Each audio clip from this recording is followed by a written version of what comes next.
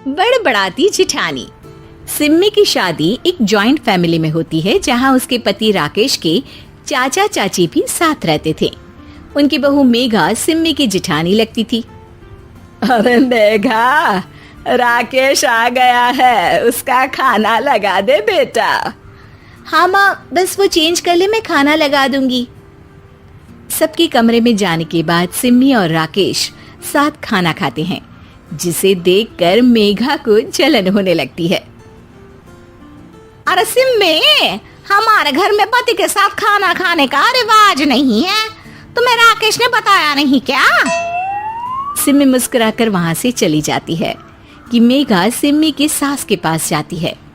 अरे चाची जी, राकेश भैया तो सीधे हैं, कछु नहीं बोलते, कछु नहीं समझते, लेकिन आप तो सयानी है ना। अब देखिए, साथ बैठकर खाती है भैया के, कुछ झूठा मीठा उसका भैया के पेट में चला जाए तो सिम्मी को तो पाप लगेगा ना, पाप। सिम्मी मेघा की बात सुन लेती है, लेकिन कुछ नहीं बोलती। अगले दिन, सिम्मी, मैं मुंबई जा रहा हूँ, तुमको चलना है तो साथ चलो। मेघा राकेश की बात सुनती है और सीधे सिम्मी की सास के पास जाती है। अरे चाची, अरे चाची। अरे मेघा, क्या हो गया? बहुत परेशान लग रही है, सब ठीक तो है ना? अरे नहीं ना चाची, कैसा ठीक है? राकेश भैया मुंबई जा रहे हैं, आप तो जानती हैं कितने सीधे हैं, इतनी दूर जा रहे हैं, कहीं कुछ हो न जाए। अरे नहीं नहीं, मैं नहीं जाने दूंगी उसे। अरे सिम्मी, पता चला है कि राकेश मुंबई जा रहा है। ना बेटा ना, वो नहीं जा सकता। अरे माँ, उन्हें ऑफिस के काम से जाना था, लेकिन आपको तो पता है ना, उन्हीं दिनों मेरे मायके में शादी है, तो वो अपनी जगह किसी और को भेज रहे हैं। अच्छा अच्छा, तो फिर ठीक है। सिम्मी समझ जाती है कि मेघा ने सास के कान भरे हैं। वो सास से कहती है, माँ जी, लेकिन हम दोनों कुछ दिनों के लिए मसूरी जा रहे हैं। आप तो जानती हैं कि शादी के बाद हम कहीं नहीं गए। अच्छा अच्छा, ठीक है, जाओ घुमाओ। सास वहां से चली जाती है। सिम्मी अपने कमरे में कपड़े पैक कर रही होती है कि तभी मेघा आ जाती है। अरे गर्मी में सर्दी के कपड़े काहे पैक कर रही हो? सिम्मी को मेघा पर नाराजगी तो होती है, लेकिन फिर भी वो कुछ नहीं बोलती। दरअसल मैं और राकेश हनीमून के लिए मसूरी जा रहे हैं ना। का हनीमून?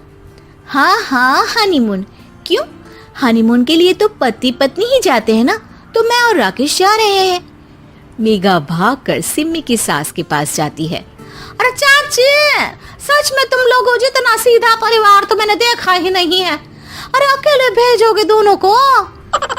मैं और सुरेश तो कभी अकेले नहीं गए। हाँ भाई, हम तो परिवार में ही अच्छे, बड़ों के बीच, ऊपर से खर्चे है भगवान।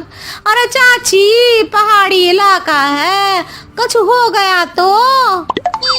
सास सीधी सिम्मी को बुलाती है, लेकिन सिम्मी तो वहीं सास के कमरे के बाहर ही खड़ी थी।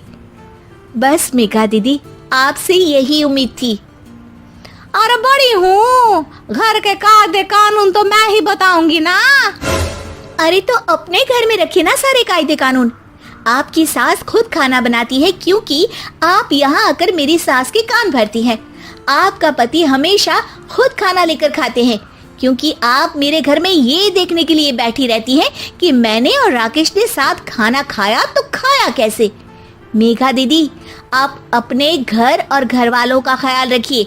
मेरे घर में ज्यादा घुसने की जरूरत नहीं है, और हाँ, मैं अपने सास और पति को संभाल लूंगी। मेघा चिल्लाती हुई वहां से चली जाती है, जिसकी आवाज सुनकर राकेश वहां आ जाता है। सिम्मी, मैंने तो तुम्हें पहले ही अपने घर का माहौल बता दिया था। हाँ राकेश, तुम्हारे घर का माहौल बहुत अच्छा है, लेकिन बाहर से कुछ लोग आकर इसे खराब करना चाहते हैं, जो मैं नहीं होने दूंगी। सास सिम्मी की बात सुनकर कमरे में चली जाती है। सिमी और राकेश घूमने जाते हैं और जब वापस आते हैं तो दरवाजे में मेघा और उसके पति खड़े होते हैं, वो भी सामान लेकर। अब छोटे मर्यादा तोड़कर घूम रहे हैं तो हम काहे नहीं। अरे भाभी, तो आपको किसने मना किया है? वैसे भी 4 दिन की जिंदगी है, दूसरों के घर में ताक झाक करके बिताने से अच्छा हो मौज करके ही बिताओ।